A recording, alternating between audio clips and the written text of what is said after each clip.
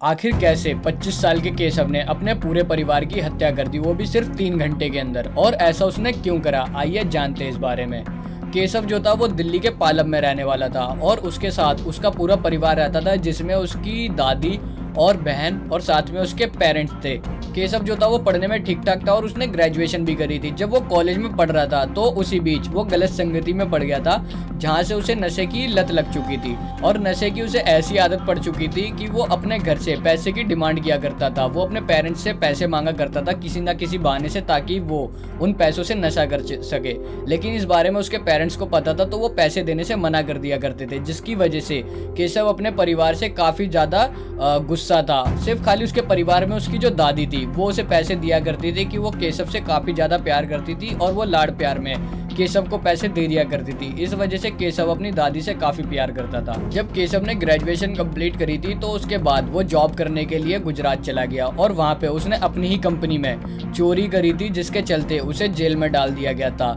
और कुछ ही समय बाद जब वो जेल से छूट करके वापस आया तो उसने अपने घर के पास ही में पालम में एक एटीएम के अंदर चोरी करी थी, जिसके बाद उसे फिर पकड़ लिया गया और उसको फिर से जेल में डाल दिया गया। लेकिन कुछ ही महीनों बाद उसके पेरेंट्स ने उसकी बेल कराई और वो बेल पे वापस से बाहर आ गया। और इसके बाद जो केशव के पिता थे उन्होंने केशव को नशा मुक्ति केंद्र में डाल दिया, जहाँ पर वो कई महीनों तक रहा। लेकिन उसकी जो नशे की आदत थी वो पूरी तरीके से छूटी नहीं थी। केशव जब नशा मुक्ति केंद्र से वापस आया तो उसने दोबारा से नशा करना शुरू कर दिया था और उन्हीं लोगों के साथ उठना बैठना शुरू कर दिया था जिनके साथ वो पहले उठता बैठता था और नशा किया करता था। और अब वो फिर से पैसे के घर पे डिमांड करना शुरू कर देता है, जिसके बाद उसके पेरेंट्स उसे फिर से पैसों के लिए मना कर देते। लेकिन अब भी उसकी दादी उसे पैसे के लिए मना नहीं करती थी, क्योंकि वो केशव से काफ़ी ज़्यादा प्यार करती थी और लाड़ दुलार में वो केशव को पैसे दे दिया करती थी। फिर नवंबर 2022 को करीब शाम के 7 बजे केशव को नशे की काफ़ी ज़्यादा बुरी तलब लगती है और वो नशे की तलब को पूरा करने के लिए अपनी दादी से पैसे मांगता है। लेकिन पैसे ना होने के कारण उसकी दादी उसे मना कर देती है, तो वो चिढ़ के मारे अपनी दादी का गला दबा करके हत्या कर देता है। और फिर वो अपने घर से कीमती सामान चुराने की कोशिश करता है, जिसके लिए वो अपने घर में जगह जगह ढूंढता है कि उसे गोल्ड, सिल्वर या इसके अलावा भी कोई महंगी चीज मिल जाए जिसे वो बेच करके अपने नशे की लत को पूरा कर सके। मगर थोड़ी ही देर में केशव के डैड भी घर पे आ जाते हैं और जो केशव होता है वो अपने डैड के ऊपर भी चाकू से हमला करके करीब 20 बार उनके ऊपर चाकू से वार करता है और इसके बाद वो डेड बॉडी को बाथरूम के अंदर ले जाता है। और जब वो घर के अंदर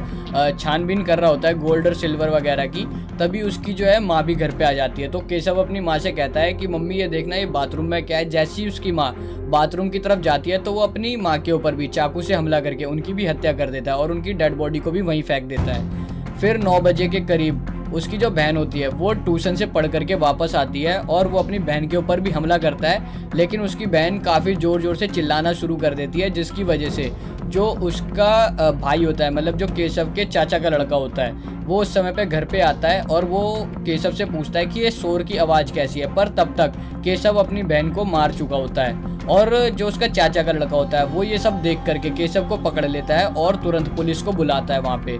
और जब पुलिस वहाँ पे आती है तो वो केशव को अरेस्ट कर लेती है और इसके बाद केशव को उम्र कैद की सजा सुनाई जाती है। अभी जो केशव है वो दिल्ली के तिहाड़ जेल के अंदर बंद है। इस बारे में आपका क्या कहना है, कमेंट करके ज़रूर बताएं।